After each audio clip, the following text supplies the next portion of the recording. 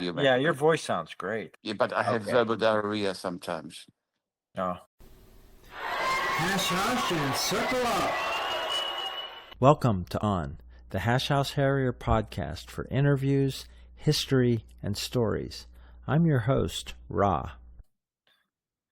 Today on the podcast, we're in Indonesia with a longtime hasher who's been working in front of the scenes and behind the scenes on a lot of events. He's organized a lot of information, maybe the largest hash club in the world. We'll talk about that today on the podcast. Orful Fuk, welcome. Hi, Orful. Thank you for having us. All right. All What's your right, hash name actually? Ra. It's an Oh, it is Egyptian. It's Ra. an Okay. Egyptian word. Yeah. All right, Orful. Let's introduce you from the beginning. When, where, and how did you get to your first hash? A Singaporean friend visited me in New Zealand in late 2009, early 2010, and talked to me about hashing, which I haven't heard before. So I went and never left. So it was New Zealand. It was Singaporean friends in Christchurch visiting Correct. you, and they took you to the Christchurch hash. Correct. Okay. Yeah, I've set a trail there before one of the Nash hashes. It was about a month before that mosque bombing, and we put a check right in front of that mosque. That's a great place for hashing, Christchurch. Yeah. Yeah. My son was less than a kilometer away from that shooting. Oh my gosh. So what did you think of it? How well did you know your friends? What they tell you? And I knew nothing. I was open-minded. I've always been open-minded in my life. Give everything a go at least once.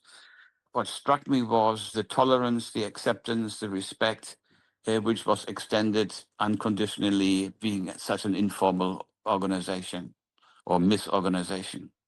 yeah, were you a runner? No, I was way too fat for that. The distance I could run was the distance between two lampposts, and then I was out of breath. That was one of the reasons I was actually looking for something to get my physique into healthy order. Yeah. Okay, then what happened with you? Did you remain hashing in Christchurch for a while? Then what about the bigger picture? How soon did you discover there was hashing outside of Christchurch? Oh, I soon found out there was hashing everywhere. That research was easy to be done. There were two Christchurch hash clubs, Christchurch Hash House Harriers and Garden City Hash House Harriers, Mondays and Tuesdays. And I started running on both. A little bit more with Christchurch, as the group had a greater level of tolerance or a less level of us and them. I have that hat. I've got the orange Garden City Hash House Harriers baseball cap.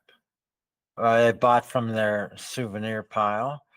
I don't have that. I don't have that one here. I'll put on a DC Men's. You said you took to it right away. Did you get involved with herring or mismanagement at Christchurch? Not at the beginning, no, because I just didn't know anywhere near enough how to do it right and all those kind of things. I wasn't pressured into it either. They are both very small hashes, 10, 20 people at the times. So it takes a while to understand the intricacies. And there was a little bit of a risky movement by one person trying to name me at the third run already, choosing a disease which is deadly. And I didn't think that was very well done. And Christchurch Hash came to my rescue saying, well, my mother has this Christchurch Hash, so Christchurch Hash should name me and not Garden City. And that resolved it. And then I learned later that typically people are not named for quite some time, just simply to avoid that kind of situation, that All right. people don't understand yet what the names mean or what they don't actually mean. And you can recognize from my hash name now, it's not much better than the one before. What does that name mean? It's a misspelling of how it Oh, sounds. right. Yeah. And one of the reasons of misspelling is because the email systems, they filtered out words like FUCK, but not FUK. And misspelling is one of those things Christchurch likes to do, even though the sound is still the same. But it came about that I had a bout of kidney stone, which is incredibly painful. So I was rushed to the emergency room, put on a drip, given I don't know how many liters of tea to drink, and somehow it flushed it out. I never had kidney stones ever since. When I returned to Hesh, they were trying to name me shitting bricks because of that.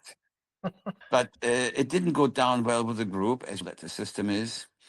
And we were just sitting there, and someone, how did it feel having kidney stone? I said, it felt fucking awful. Uh,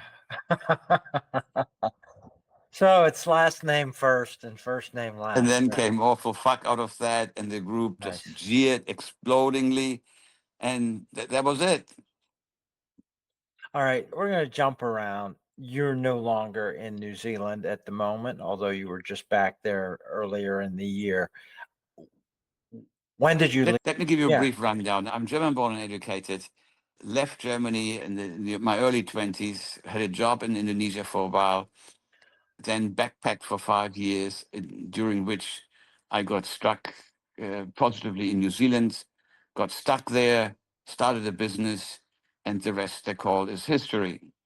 I ran a business there for 20, 30 years until I sold it, partly because of a relationship breakup, which wasn't very pleasant. That's also the time I started hashing. Huh. And Yeah.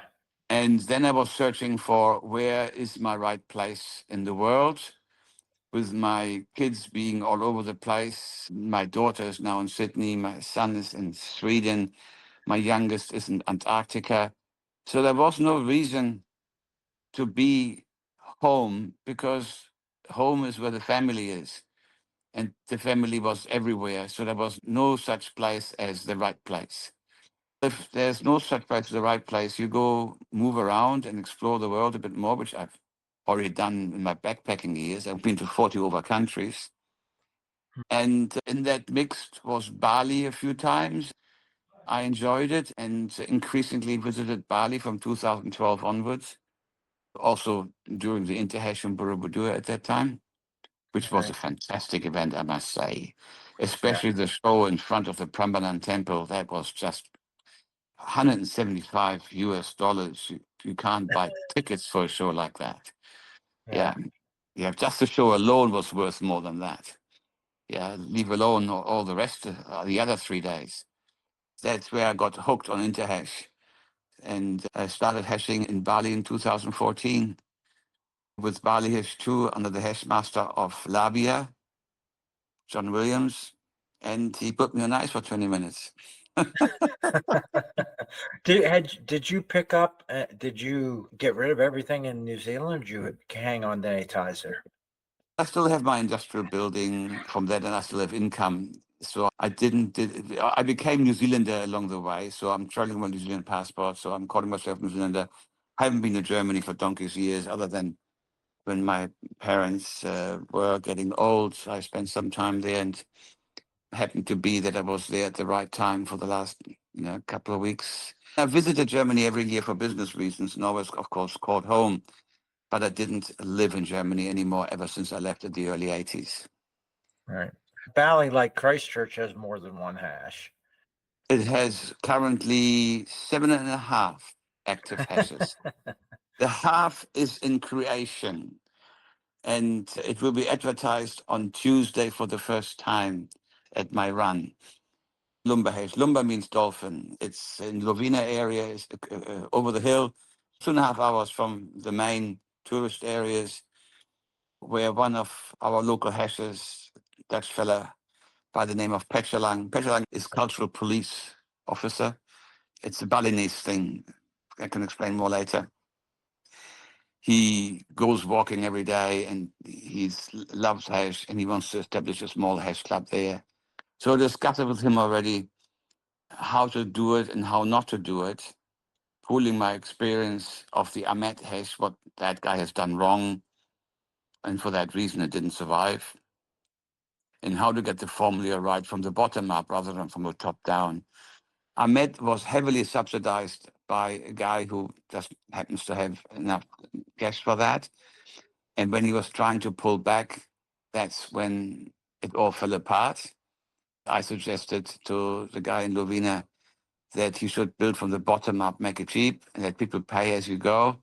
and build it up from there. Basically, all hashes or beer hashes in Bali, you pay one fee and beer is included, yeah, until the barrel runs out. And the concept in Christchurch is you pay your own beer as you go. That eliminates a lot of the problems in catering, planning, and the likes.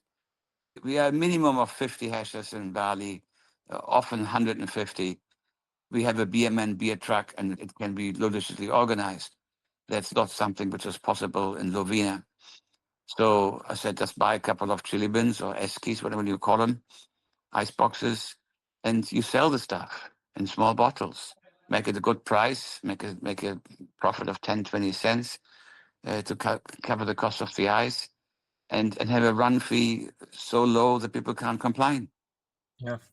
That concept is already agreed, and we start advertising it on coming Tuesday.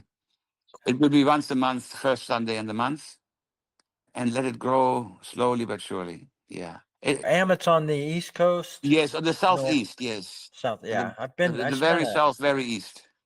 Okay. It's a diving mecca. Yeah, I've gone diving there and stayed there for a week in a little one-room Airbnb. Was there enough people there to support a hash for a while? Oh, when did it start? Can't recall it now, but it was COVID time. COVID was slowly tapering out, but business not yet back. People had time, especially the local. I met people had time. Their business just didn't require them. Hotels were empty. And bringing hashers in from the other side who stay a night, they were selling another 20 nights. So that was their benefit. One guy had a restaurant, so the hashers went there. When business came back, the core people were mainly Westerners. They ran out of time. They had to rebuild their business because they were in debt now. And anything which takes time, which wasn't rebuilding business, just wasn't on their radar. And you can understand that. Sure. How did Bali 2 do through COVID? I started the On Bali thing during COVID. The hash clubs continued running, following the directions of the government, what you can and cannot do. Right.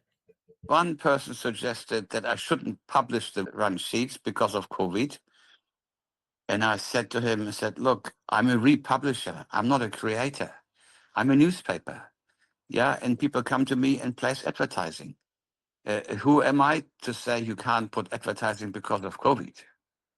If you think there shouldn't be any hash runs, you should go to the hash masters of those clubs and tell them that you think they shouldn't. I'm not the hash police, and I will never become the hash police.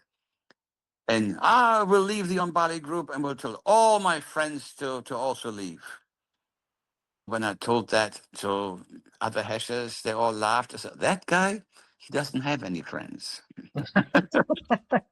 Let's explain this On Bali group. It's an interesting story, and the technology hurdles, just because of how big it became, you had to do some tricky figuring out what to do. So what was the idea behind On Bali? The origin was actually quite bizarre. There was a new hash club, Barong Hash House Harriers.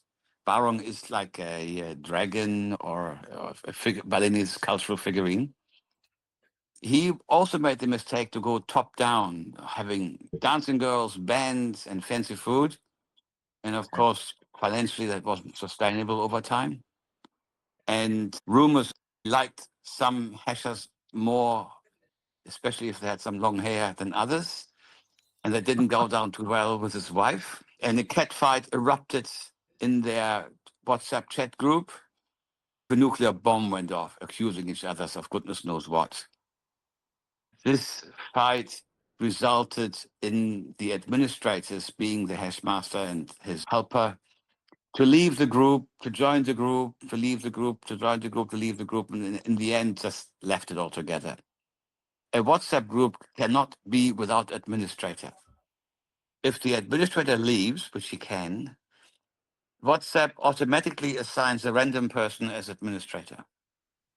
It happened to be my friend. So I went to him and said, hey, congratulations, you're the administrator of the group. Oh, no, I don't want. Not with that bullshit going on. He said, can you fix it for me? I said, okay, I'll fix it for you. And I made myself the administrator. And I gave that administration right back to the guys when they joined again. But when in the end the whole thing fell over, me was it. And that fight was still going on. And I said to myself, this is not healthy. This is not good. And I tried to figure out how to stop it. I couldn't delete the messages, but I could stop them. When people open the group, they still see the last message or two. And I had to somehow scroll it off the screen. I said, what do I post? What is non-contentious? What is not causing any conflict? Just put somebody else's run sheet on it.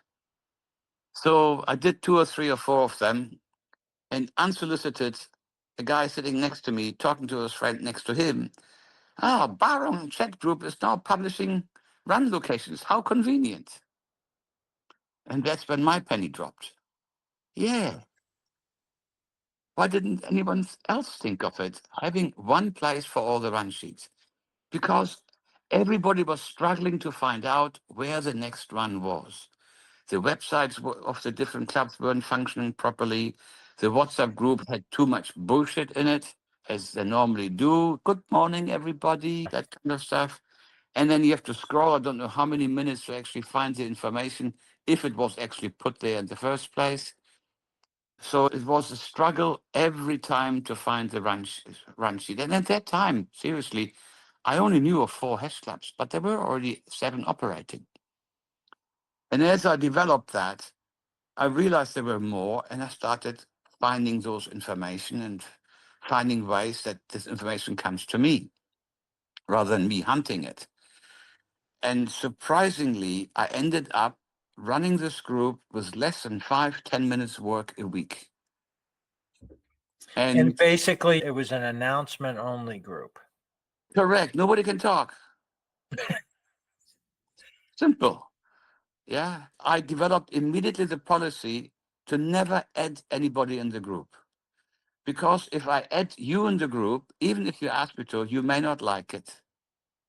It is you have to decide, I want to join. And if you never add somebody, even in good-natured approach, the other person may not like it for the sheer fact that you added them without asking. Right. Yeah, or even if asked, they have actually done so. So the policy of never adding one is very strict, but to make it easy for anyone else to invite somebody, the invite link is in the group description. That allows them to copy it out and do it, and reduces my workload. I get 1 request a month, add my friends. Yeah, I just tell them to read the group description. What was the original WhatsApp group called? Barong House Harriers. Okay. Barong. And how long did it take to reach the limit? When I reached 200, I started to realize, it's not going to grow anymore. And when it was kept on growing, I realized the limit was 256. So I contacted WhatsApp, and they actually came back within a couple of days saying, limit is 256, can't change that. I was asking for it to be changed. I can't change that, but you can have as many groups as you like. So number 2 was established. Yeah, so my initial advertising, I made a little poster with a QR code on it and brought to every hash run, and people took the QR code to add themselves. And then I had to change the QR code to the next one, and I said, this is not good. So how to do all this kind of thing. But look, in the end, I basically no longer advertise. I no longer ask people, are you a member or not? My illness has prevented me from hashing for more than a year now. And me not advertising it at all, the group is increasing. WhatsApp changed then the group size to 512 and then to 1,024. But that was too late. I had 4 groups by then already. Each group has now around about 450 members. We are on the brink of 1,800 members. We are at 20 short of 1,800 now. When I talked to you first, we were only 1,700. So another 100 have added themselves since. Yeah. It's crazy. How do you get the run sheets and run info? Do you have a specific contact from each hash? Do you get a handful of the same one? How does all that work? With the onset of my cancer, I realized that cancer or not, bus hitting me or not, motorbike throwing me off or not, it relies on me personally to function. And I had to find a way to make it independent of me. So Right. I created another group, which is called Admin on Bali, which is very restricted. You can't become member just by hacking into it. You need to be approved to be a member. In the development of the on Bali, I also started hashing with every hash group in Bali.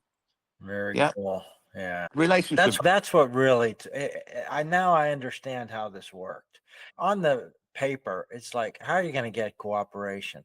But it was going out and connecting. Yeah, now I see. Yeah. And I have been here with every single hash group more than once.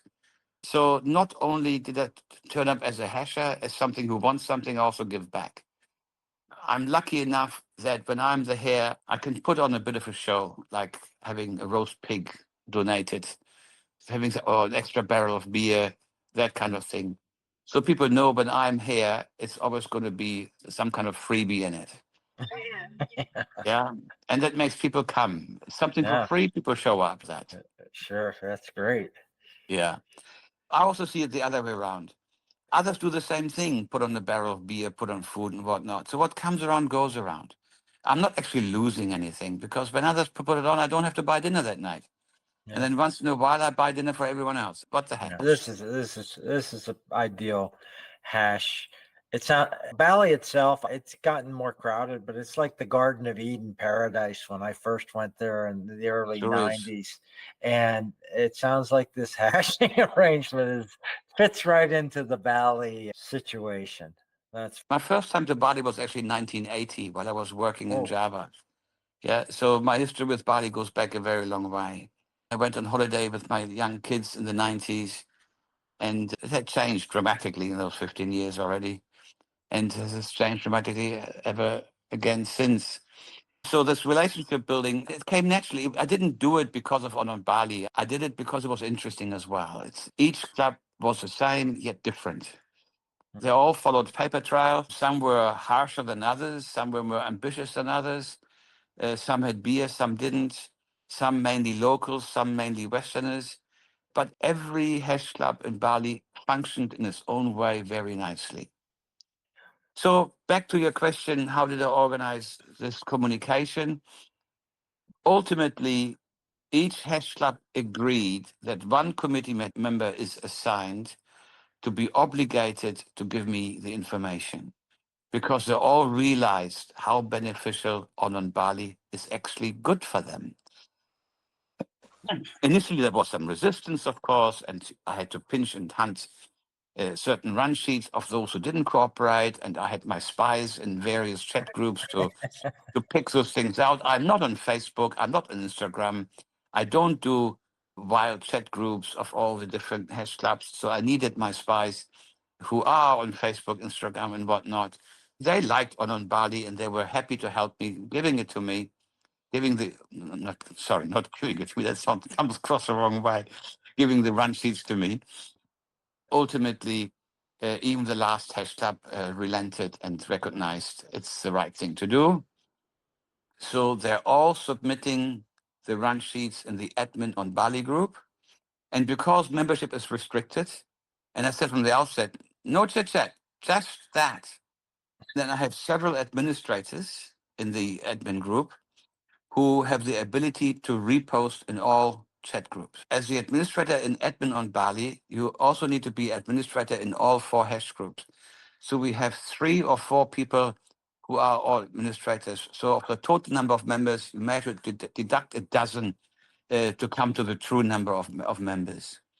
If one admin falls out for whatever reason, cancer, bus, or otherwise, there is another one in the background ready to jump in instantly. They will recognize, it's not happening, and simply do it. So when I go hashing upstairs, it'll carry on. It's monumental to get this kind of cooperation. Like you mentioned, all the clubs are different. They're all different personalities. Leadership changes over time. That's pretty cool. The most difficult thing was to find co-administrators who buy into the philosophy how to do it. And the how to do it is minimize your own workload, yet don't make it a burden. It's organized. It cost me less than 5 to 10 minutes a week, which is nothing compared to preparing a hash run. By having the philosophy, you don't add people, you tell people, you add them yourselves by sending an invite link. You take away the most common issue of how people can join. Seriously, I hardly get any requests anymore, which is fantastic because that was the biggest workload initially. Just getting people on there. And the culture of it spread from people, just anybody new gets told this is how it works. Yeah. Yes. Yeah. Every day we have new people coming in the group, and you're a member in the group yourself. You've seen it. Such and such joined using invite link. It's always invite link. But it's a hash now. It's not just a communication system. But okay, there is another element what happened, which is significant. That is something I started to understand of why there are more than one hash club in many places. I learned that Garden City Hash came out of a conflict with Christchurch City Hash. Right. I learned that Nigel, bless his soul, he founder of Bali Hash in 1977. He also is the founder of Bali Hash 2, which was the second hash club. I understand it came out of conflict. Then Bali Hash 1 came out of conflict out of that. So many new hash clubs have been created out of conflict. And conflict equals politics, and politics in hash I don't like. In Bali Hash, I was on a committee for 1 year, and frankly, that was more than enough. The politics going on there were just hair-raising, and the dishonesty, and my goodness, hens in the cookie jar and whatnot. I didn't want any part. I was on the hash committee, and I never want to be a hash committee again. Too much politics. It's just not me. And there was a group within Bali Hash who wanted to run it in future. Nothing wrong with that.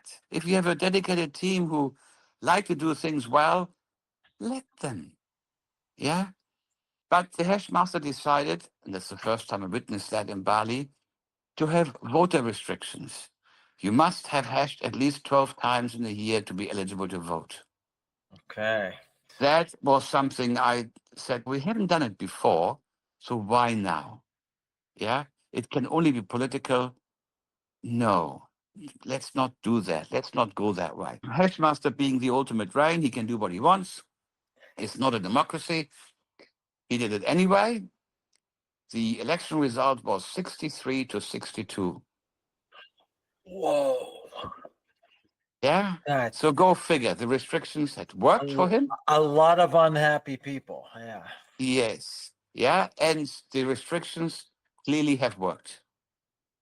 Yeah. Sure. It is equally incorrect for a bunch of hashers to suddenly turn up for an AGM who never show up before to make a vote. But hey, that's the risk.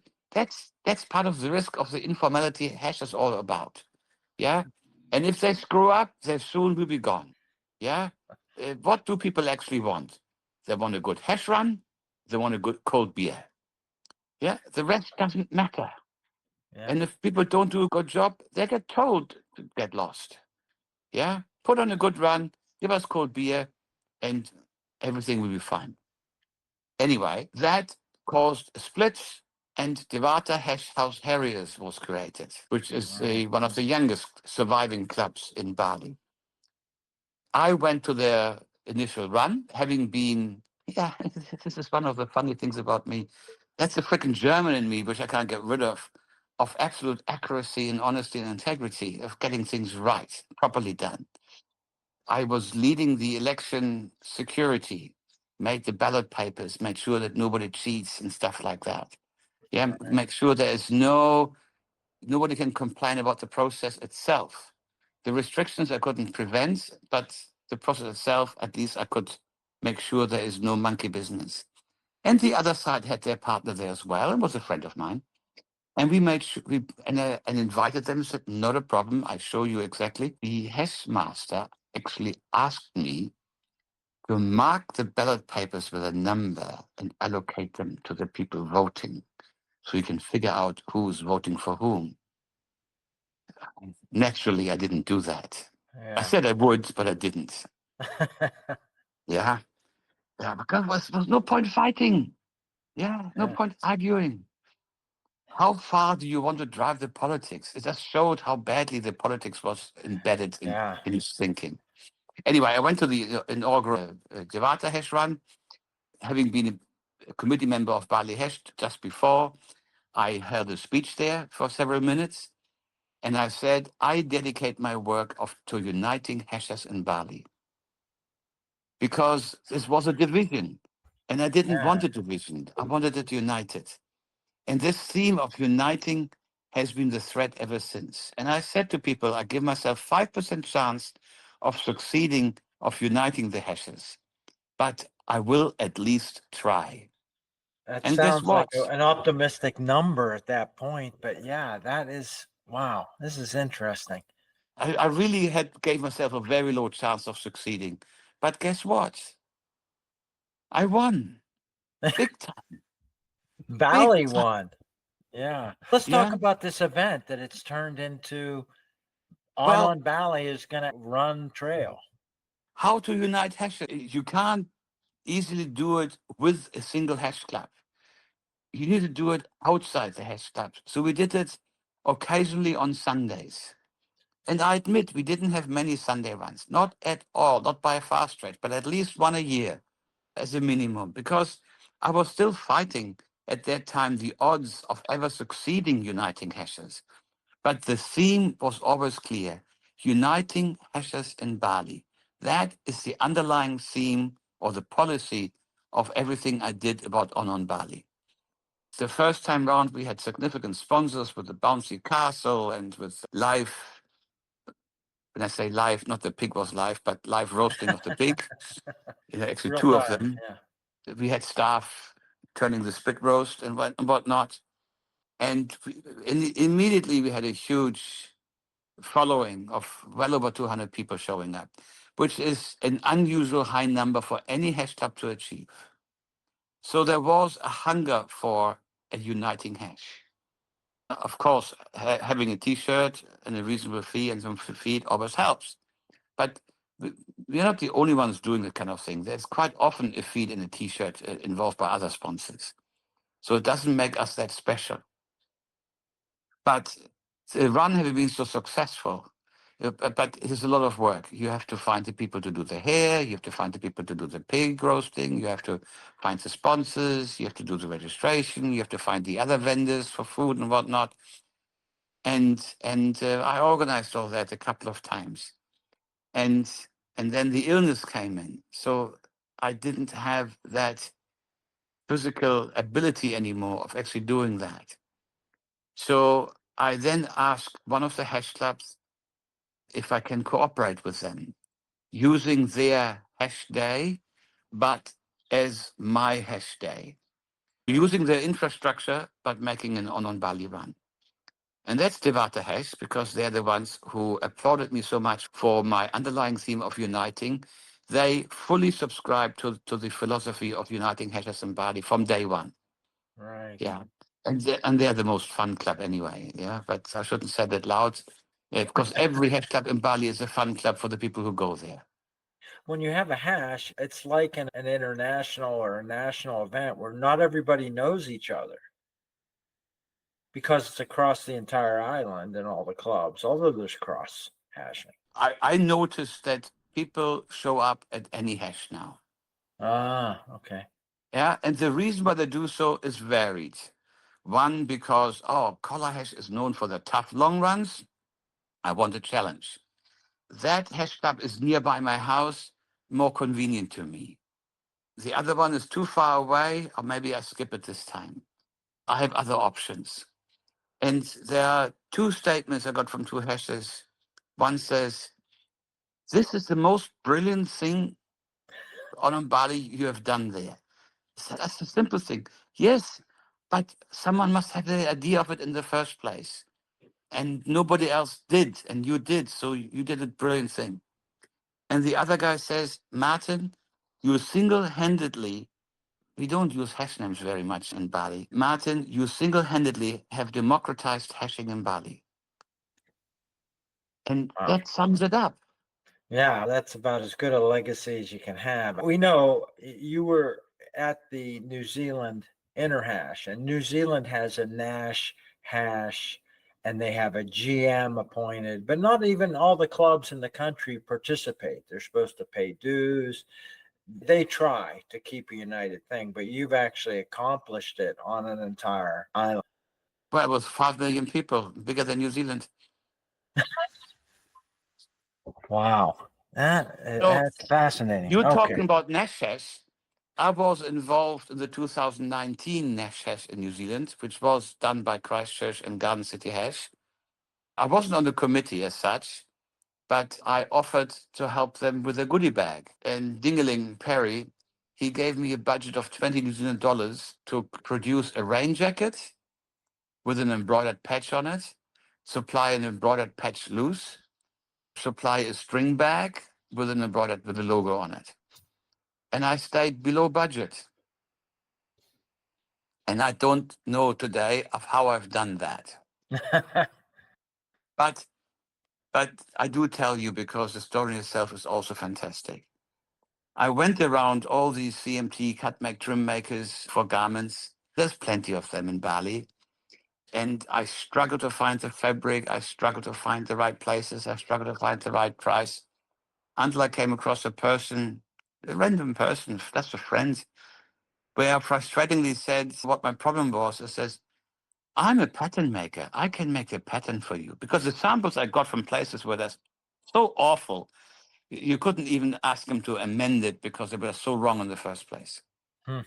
And she made a pattern, she made a sample, and yeah, this works. Yeah, but unfortunately, I can't make them because I don't have the machines. I said, "How much do the machines cost?" "Yeah, I need two. I need an overlocker and I need a sewing machine. I used to have them, but I had to pawn them off and couldn't get them back."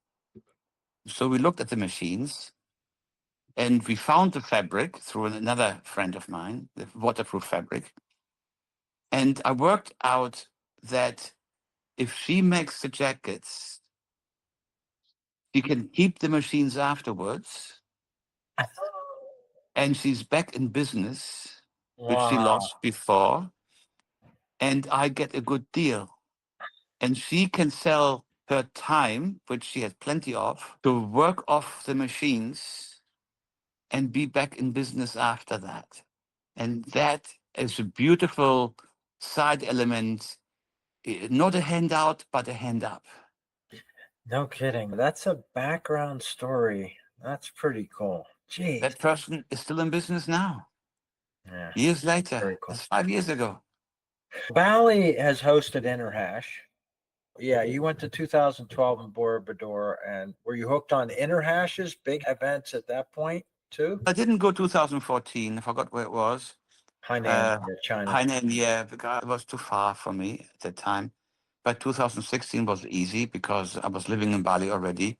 And having had a good context with Papa Cash and the likes at that time already, I had advance notice about what was going on and where it was happening and the likes. So I went to a nearby hotel and booked up a bunch of rooms before they knew the event was happening, basically before they jacked up the price. And told my Christchurch hashers about it and provided accommodation for the Christchurch hashers at a good price to come to Bali to join Interhash with accommodation provided, including airport transfer and whatnot. I booked and prepaid the rooms and then told them what event is coming up.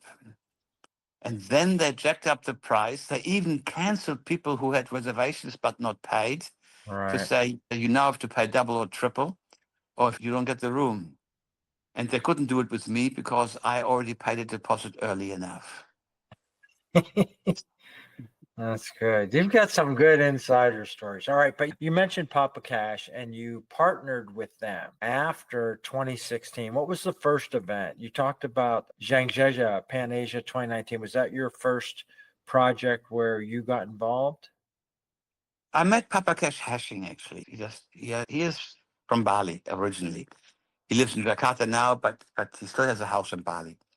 And he spent a lot of time in Bali at the time. So he came hashing quite often, and we clicked and talked a lot. And his business philosophy and my business philosophy align. And as you can imagine, doing business with hashers normally is bound with problems. If the friendship element of hash is the governing factor of doing business, then you're already on the wrong footing. Business is business. If you can't do business properly, don't do it with hashes. And that's what happens. That needs to be on a t-shirt. Yeah. And that is the problem Interhash New Zealand had. They were all mates and not professional. Yeah, you need some professionals who actually know what they're doing in their specialist fields. Yeah. And I gave them all my inside knowledge and they ignored it all.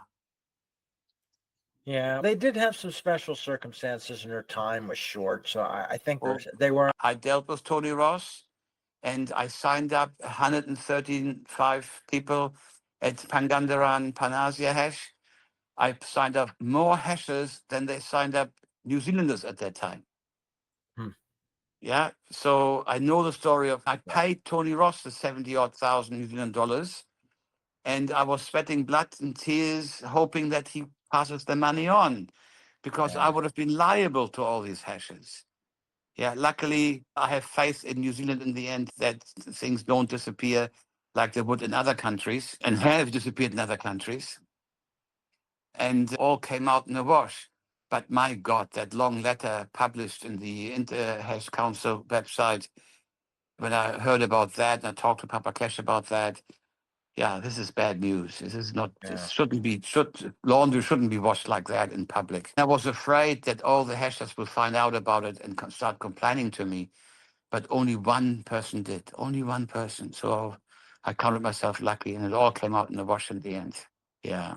Yeah. You have a lot of credit in the bank for the stuff you've done, and people trust you completely. Let's talk about then the other stuff you got involved with. You got involved with the bid for 2026 Interhash. Yes, I'm a minor player in that committee. It's not a driving force. So there haven't really been many committee meetings. And let's face it, it is underwritten by Lim Xian. And King Kong, Papa to people who don't King know that Kong. name. Yeah. The other big kahuna behind it is Papa Cash, who with his travel agency helps hashers to find rooms and whatnot, which is fair game.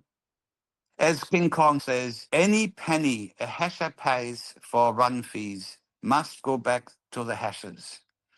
If you can create business outside that, like selling rooms, flight tickets, selling paraphernalia, selling beaded necklaces with your hash name on it, that's fair game. But any run fee penny must go back to the hashes.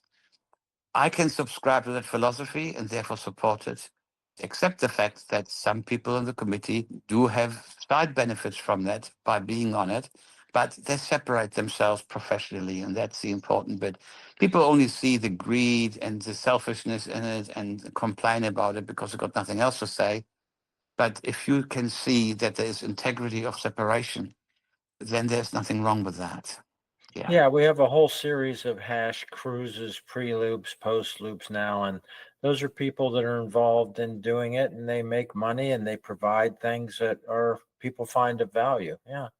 Yeah, and if the people are willing to pay for it and they make money off it, it's caveat emptor, buy everywhere. The Interhash weekend, a King Kong Papa Cash event, and going to Indonesia. It's pretty hard to make a case that you don't get your money's worth. Correct. Yeah. Prambanan 2012 and Bali 2016 has absolutely proven it. You know that 50 barrels of beer were stolen in Bali? I did not know that. Yeah. I do remember one thing. I've emceed a bunch of these, so I have nothing to do with planning making things happen. But I'll stand up and talk slowly and people can understand my voice. So I can help out a little bit that way. I do remember one thing in Bali, I had enraged people yelling at me that there wasn't enough wine. When I found Papa Cash, I said, "You need to go out and buy wine right now." He said, "How much?" And then there was 12 boxes of white and 12 boxes of red and stage. And I tracked down all the angry people, handed out wine, and it happened the next night too. And yeah, I've really appreciated my contribution is just on the event, usually a couple days before, and then on stage. But they fix things. When Yeah. they said, "Hey, you need to fix this," and he said, "Wait, how much? Tell me what you need me to fix." Yeah, it was I mean, very, just look at the food distribution in Bali. yeah, 4 identical tents, 4 identical menus on these tents, and no queue. Yeah, no queue. And then compare it with, now let's not compare it with New Zealand. yeah, oh, yeah. We've talked about that. Do you design yourself, making Design T-shirts and patches yourself? when you're talking another subject, which is fair enough. I have been making patches since 2014, 15, 16, something like that. And the first patch was for a run myself, and I met an embroidery company who didn't try to increase the price because of my color of my skin. Mm, And I cooperate with embroidery now for many years. I offered this service to Christchurch Hash House Harriers, and they jumped at that because including posters, they just couldn't compete against the price. right. And they felt buying a patch for $2, $3 landed, and we're talking New Zealand dollars here, is far cheaper than the 10, 12 they had to pay locally. I've made patches ever since, including the one for Interhash New Zealand. I made 2,500 for them, and another 1% extra. Yeah. Mhm. I don't design them because it's not my job. It's what do you want? Is what does Interhash want? What does Nash Hash want? What does the Christchurch Hash want? What does Garden City Hash want? You get what you want.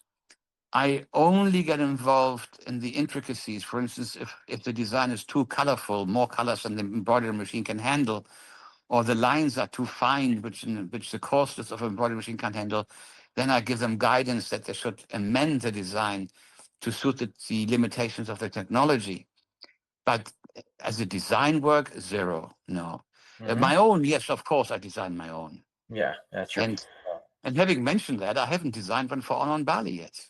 Maybe I should do that before I go. Yeah, But the T-shirt I designed for On Bali, yes, it is my design. I wanted Balinese theme on it, which is on the back. You have seen the T-shirt design, I think, in one of my postings. yeah, on the group. Yeah, yes. So I keep the design simple, and people say they like wearing it even on non-hash days because it's gentle enough. If your name is Pickfucker and you have an image accordingly, which or Pig Iron for that matter, you end up with a T-shirt which is funny, but not necessarily something you can wear in a restaurant. Yeah. Yeah. Let's jump to some other hash things. Your hash career in the greater scheme of things really hasn't been that long, 15 years or so, but you've been involved in a lot of things and this really fundamental model that would be great if Background stuff. hashes. Yeah, All I just want to get your thoughts since hashing has been important to you on topics like red dress runs. Now, we just did have a disaster at the Pan Asia, but what is your thoughts on red dress runs in general as a part of hashing? nothing wrong with it. And my partner, I was not able to run anything in New Zealand. I was well enough initially to run the registration desk, Mm, but when the red dress itself, I was already not feeling strong enough to do it. And I was also needed for the registration desk. And then the following days on the exclusive red dress run, the 800 meters from the wharf to my accommodation, it took me like half an hour to walk that. I was barely able to walk. It was gentle uphill, I had to have rest in between. And the next days, I was incapable of doing anything. I went to the parties, bring my own chair, but after half an hour, I had to leave. I just, in the end, in the end, I wasn't there, basically. I was there, but I wasn't there. I was just, Yeah. I actually spent the night in the emergency room in Queenstown. Really? Oh. Yeah, and they found out I had low hemoglobin, very low, and it's 7 and should be 13. And they found I had COVID at the time too, which didn't help, of course. But I refused treatment in the end because accommodation was booked, travel was booked, and I knew, okay, low hemoglobin is rest and eat a lot of iron. And so I managed to get myself up again after I had extended my stay in Crete about 2 days. And then I was strong enough to drive again and finish my travel. But my partner, she went to the Red Dress Run and she bought an inflatable dinosaur. And she was wearing that, right? It looks like riding a dinosaur. Oh, yeah. Yeah, and I can send you a video of that, actually. Yeah, that Yeah. sounds fun. Yeah. Yeah. So she went out of town and the dinosaur, of course, was red color. Yeah. Yes, Red Dress Run is a charity run. It should be more pronounced that it is for charity. Maybe that's not advertised enough at times. There should be more Klingelbeutel, little bags where people can put money in while you're running. Let's talk about one person that did come up just in our chat, Nightjar. He is an iconic figure of Bali hashing. I got to spend some time with him over the years. What was your relationship to Nightjar? Arm's length, to be honest. He is very Balinese and he's very English. Would you agree with that? That's right. Yeah. No And shoes, except the no shoes thing must be the Balinese part. he is a very eloquent talker. He knows his stuff and history and whatnot. He can recite certain things, and it is very English. And the more English people are, the less likely they accept elements, the Germans. I understand. Okay. So his circles, for instance, I don't know enough about English history to follow his intricacies. If you don't know much of English history and the stuff he's talking about, his monologues become non-entertaining. Not everyone is English enough for that. So Right. as clever and intelligent he has been, and I'm not saying it as a criticism in any shape or form, he was brilliant in how he was doing it. No question about that. Did everybody easily understand him? No. No, I think that's exactly right. I think half the people that enjoyed being around him performing was they had no idea what he was talking about. Yeah. And the second thing with Bali too was that their circles are very long. Yeah. Nothing wrong with that either. Nothing wrong with that. You enjoy a long circle, go for it, go for gold. Just because I find it as enjoying as others do, I don't criticize it.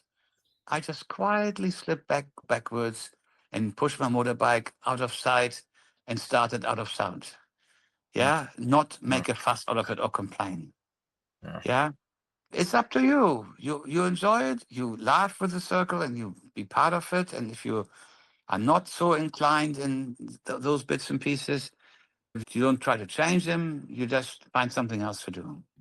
Yeah. That's a quintessential hasher way to participate. I'm guessing you're not someone who runs a circle very often. I'm not very good at that. Yeah, I'm good at running on Bali.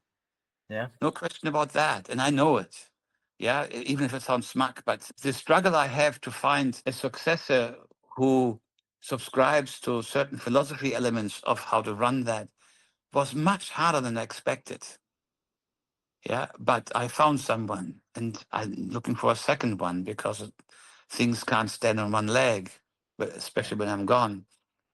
But being hash master or being circle master, hash master, yes, is organizing things for me easy. It's a piece of piss. But being the people's relation person in a circle, cracking jokes and making it fun with good points and whatnot, with punchlines. Maybe I shouldn't try too hard doing it too many times. Yeah, I think bringing the special events when you were a hair, bringing the special food, the extra beer, and uniting Bali. You speak plainly about it, but you're a little bit humble about the impact. And you just quote one person who said you've united Bali, but the idea that it makes this crossover, people going to more hashes just because it's so easy to find out about them. That's good for all of them for sure. It's a really cool thing that has happened. Yeah, I never expected this thing to explode the way it has. I thought 200-300 maximum. Yeah, now we are a week away from 1800. And this is interesting. There's 1,800 people who identify as I'm part of the On Bali. Obviously, until recently, it was able, using the info function within WhatsApp chat, to see who has read the messages, not only received, but also read them. That's currently not available in the group function anymore. But I did a count on that, and 70% have read the messages. So even at a 30% discount, it's still a huge number. Yeah. We talked about this way at the beginning before we decided to chat specifically about you and this, that it may be the biggest hash club in the world because of this. And that it is that identity that everybody has it and you have events. Do you think the events are going to continue when your leadership is not so keen there? That's one thing I'm working on. Okay. Yeah, I plan to provide funding for that for the 5th anniversary. I plan to have at least 2 more quality admins. If I have 3 quality admins, then they can split the work amongst themselves on sponsorships. So I managed, while lying in bed, which I mostly do, with my little pain in the stomach all the time, to get 3 sponsors on board: a wine supplier, a bakery, and a cocktail supplier. And they are behind it. The wine supplier, he says, I just give you wine. We can't send people this time. So we're going to just hand out some wine. The liqueur guy, he has a mobile bar stand. He will provide staff with it. And in Bali Bakery, this podcast is not published before the run. I can say it now. I can get this out in a couple days. Yeah, do it maybe after the 15th. Okay. A giant chocolate mud cake has been my signature dessert, and it's very popular. And he wanted to surprise me with that. I said, no, let's talk about it. What are you going to bring? We could be 300 people. And I said, what do you like? I said, and I was typing, how about a giant chocolate mud cake? And he typed at the same time, how about a chocolate cake? And our messages crossed it simultaneously. Nice. So Yeah. our brains were on the same side. Yeah, he's a good friend of mine. He's a Chinese fella. Bali Baker has been around for donkey's years. Look, the context I've built of good friendships in Bali is fantastic. You find an expert of everything within hash. If you have a leaky house, there will be someone who's a specialist in waterproofing. And you name any other complication in life, there will be someone who has expertise in that. That's wonderful. That's one of the good things about this large community of hash in Bali, that you have all these contexts, local and foreigners alike. Yeah, it's immigration questions, you name it, it's all there. It's all there. On the COVID hash, which we didn't cover, during COVID, hash actually continued largely, but then when group restrictions were required, that of course then reduced that significantly. And people organized mini hashes, like 15 people from a private house, sometimes with paper, sometimes just live hair. And that was something I forgot to mention earlier, that hashing didn't stop during COVID. It just took on different forms, but continued. The Ahmed hash is the one that was kind of a victim of COVID. I wouldn't, well, There were two elements to it. The end of COVID was one. The other thing is that the guy who was establishing it normally lives in Dubai, came to Bali to run his business from there, but needed to go back to Dubai. Mm. So with him, the driving force not being there either accelerated this whole process. We tried to transit it into a normal hash club, but then the disappearance of the main sponsor and half the people running accommodation business and other things in Ahmed just simply didn't have time anymore to do that. It just wasn't important enough. They really had to do other things. In a way, yes, the end of COVID accelerated that. Yeah, but I was remotely in a meeting with you, the Interhash Council meeting, when the 2026 Interhash was formally accepted, and we said, okay, there's no other competitors. We had a remote meeting, and so those people, another group of people from around the world, were able to meet you. How background are you? You had to go make these contacts. That started years ago, and now with your current situation, you're not out there as much. How many people in Bali know who's behind on? since I was the only one, and you can't post things without your name appearing, everybody knows Martin. Okay. But my connection with Lim Chian goes back more than that. When his son had his wedding in Yogyakarta, he rented a small venue across of the two hotels he booked out, which was called the Convention Center. And there were 4,000 people at the wedding. I saw the photos. Yeah.